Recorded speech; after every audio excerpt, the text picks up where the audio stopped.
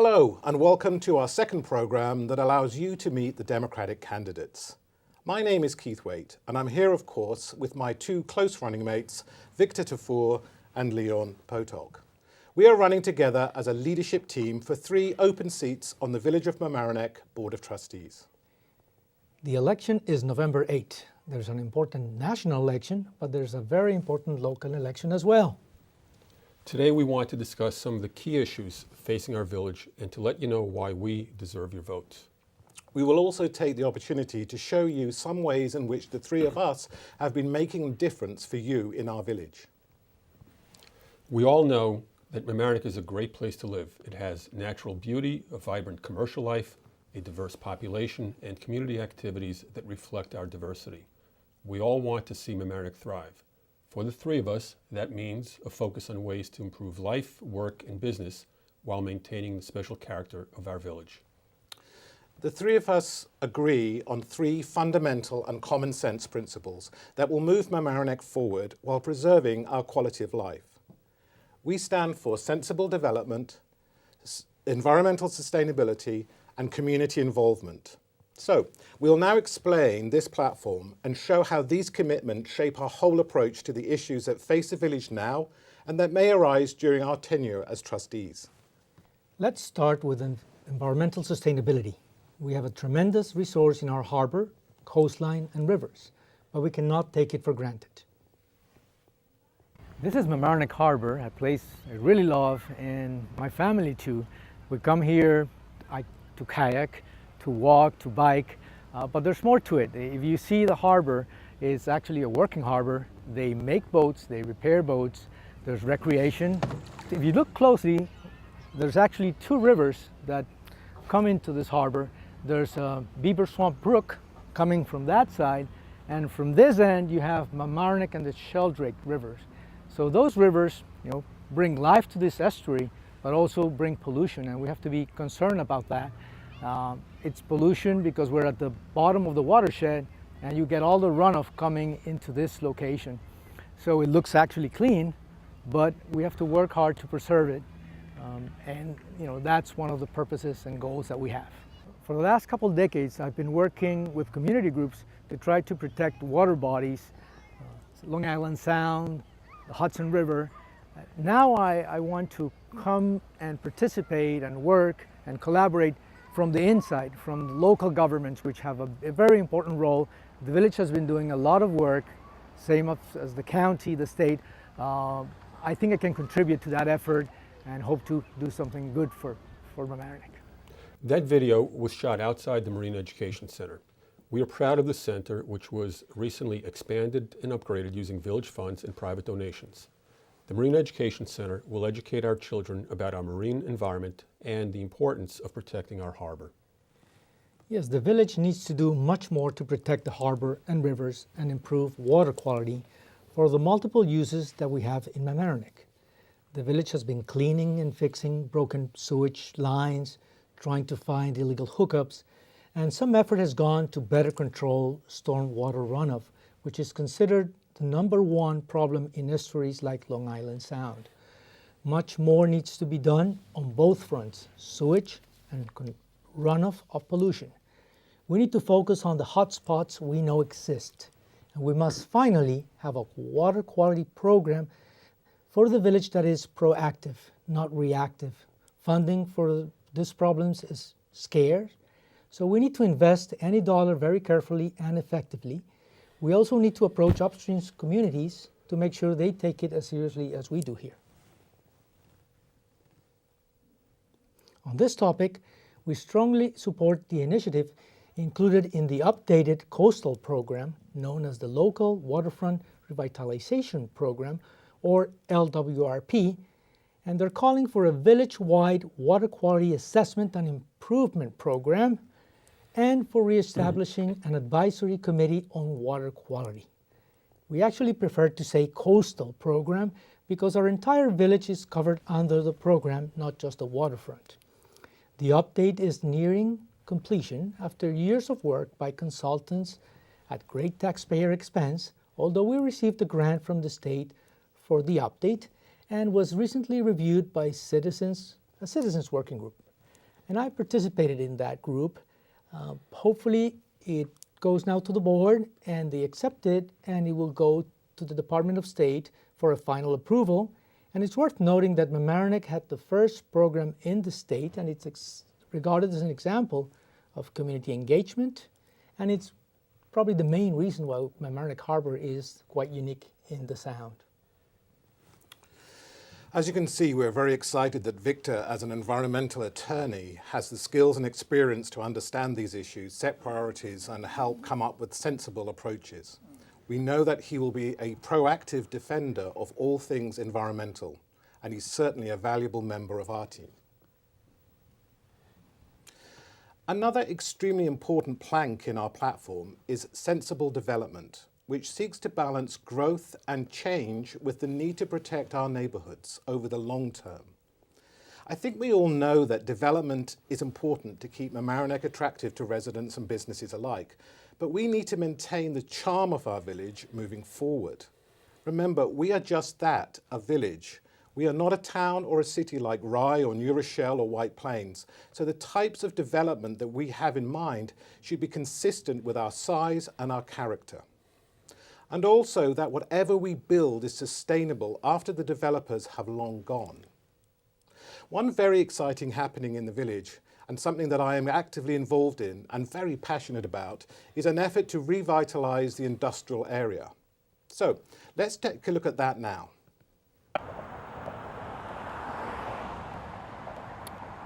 Hi, I'm at the entrance to Mamaroneck's industrial area, which is bordered by the I-95 and the Shelldake River on this side, and this is often the entrance to Mamaroneck.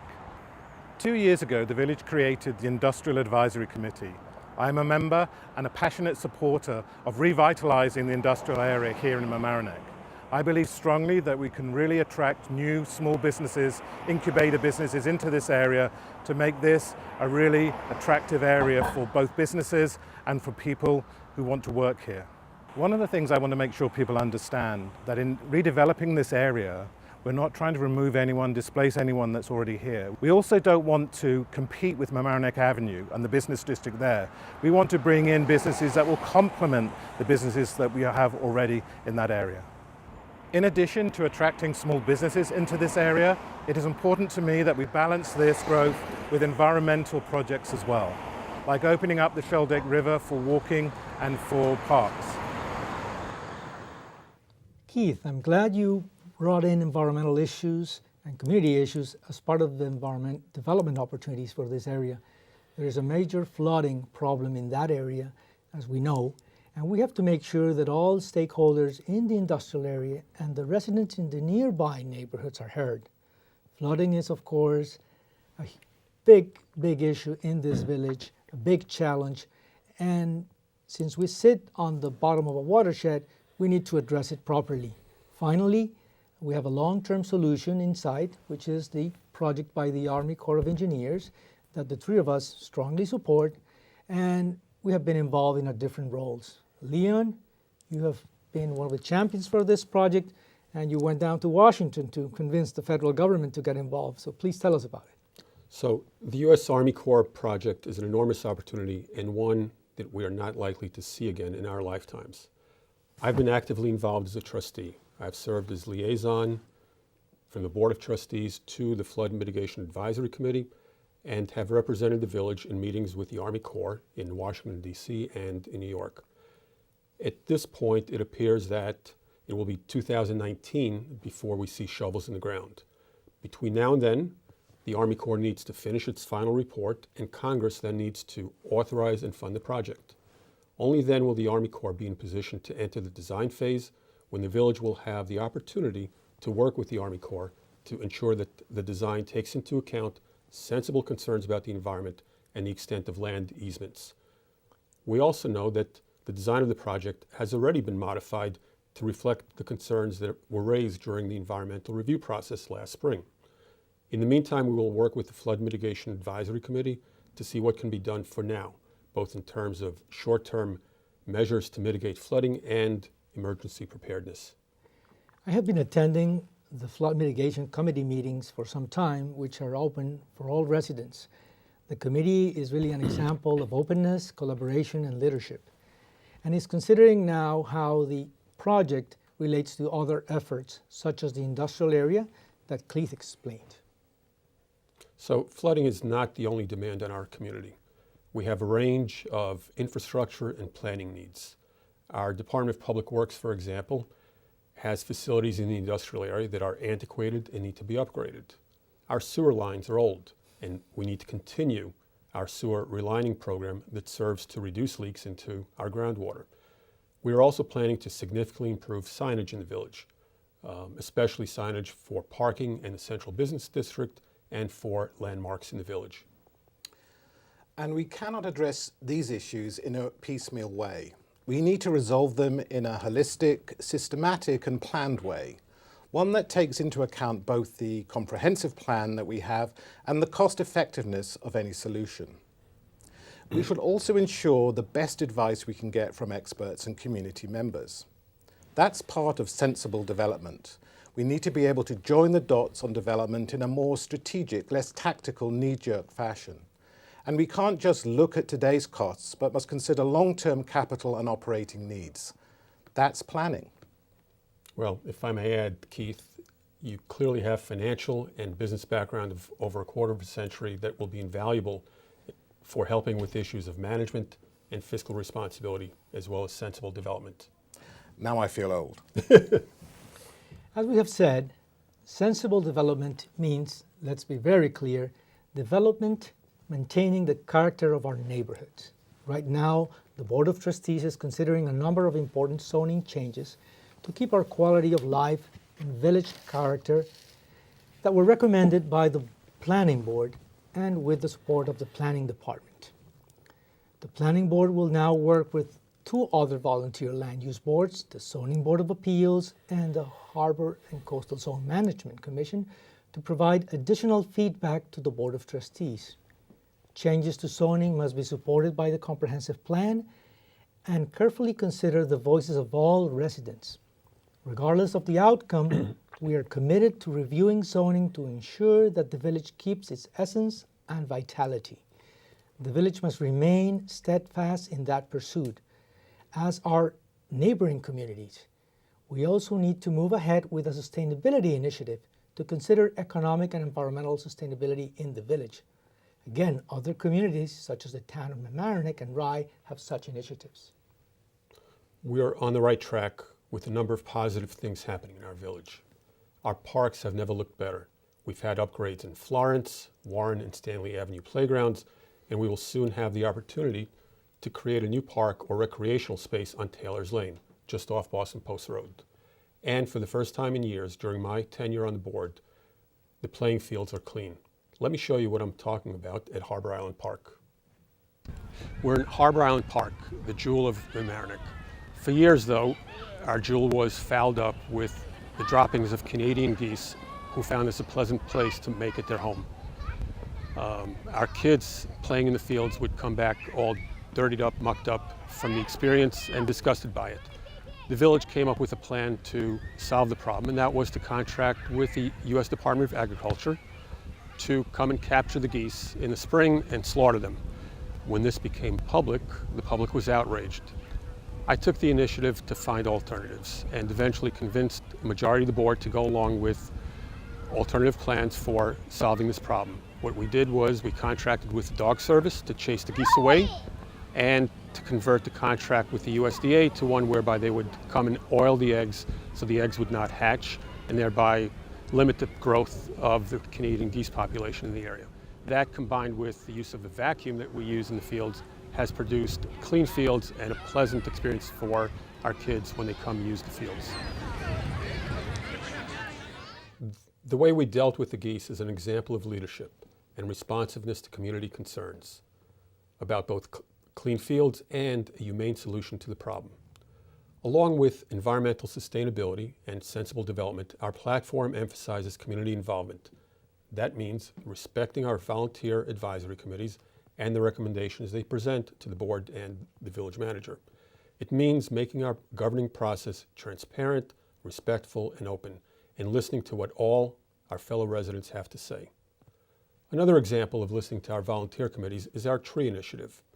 Those green things you've seen around the village are called gator bags. For years, we've been planting trees and hoping that they would survive and thrive without any intervention. As it turned out, some of the newly planted trees would die, especially during dry summers, and many would not thrive. Our volunteer, nonpartisan tree committee urged us to purchase the gator bags, which allow the new trees to thrive through hot, dry periods. It's an investment in the bags and the staff to fill them with water on a regular basis. The payoff will be in trees that will not just survive, but will thrive and beautify our village. Clean parks, geese management, and tree watering bags may appear as an innocuous set of examples, but this is the bedrock of improving the beauty of our village and how volunteers and elected officials can truly work together if we respect each other's contributions. That's true. Many of you will not be aware that as a trustee, Leon has worked to create and expand our citizen or volunteer committees, and they have helped bring the very much needed community voice to the legislative decisions in the village. As most everyone knows, the village is in the process of replacing our old, obsolete parking meters. And yes, I've been involved in this project along with the mayor and the rest of the Board of Trustees. In fact, it began with the board agreeing unanimously in 2013 to hire a consultant to advise us on a plan for the central business district. The board then created a volunteer parking advisory committee in June 2015 to seek nonpartisan community input. Committee members were unanimous in recommending that we install multi-space meters in the parking lots and test different meter models on the avenue. We had a bit of a controversy over whether we should test only single-space meters or also include multi-space meters. The pilot installation has been completed, and the board and the committee are waiting for the village manager's office to complete its analysis. The committee will then make its recommendations, and the Board of Trustees will then seek feedback from the public. There is no question that single-space meters are more convenient than multi-space meters. However, there's also the question as to the cost of such convenience and whether residents are willing to bear such costs.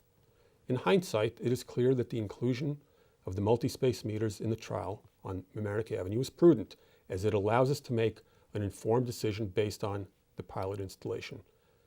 A preliminary analysis by the village manager's office shows that the convenience of single-space meters will cost residents more than $2 million over the projected 7-year life of the meters. One of the problems that the village staff faced with the parking meters is that the current municipal laws require the village to purchase the cheapest item instead of the most user-friendly or the best value deal on offer. This is a broader problem, not just limited to meters. Under my direction, the Budget Committee has spent the last year reviewing the village procurement policy and making recommendations to update, improve, and tighten some of the current policies.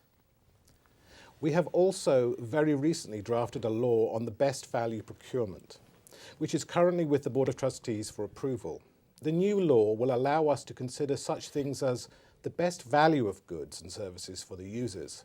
And this is a great example of the good that our advisory committees can do, and how you can all have a voice in village matters, which we so strongly encourage.